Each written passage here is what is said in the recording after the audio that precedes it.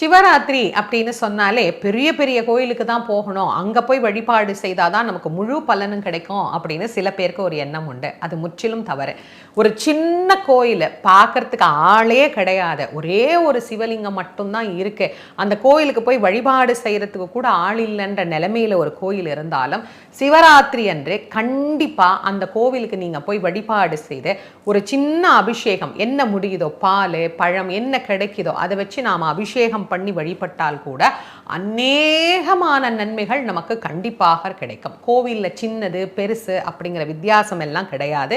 கவனிப்பாரற்று யாரும் போய் பார்க்க முடியாம எளிமையா இருக்கிற கோவில்ல கூட சிவபெருமான் சாநித்தியமாகத்தான் இருக்கிறார்.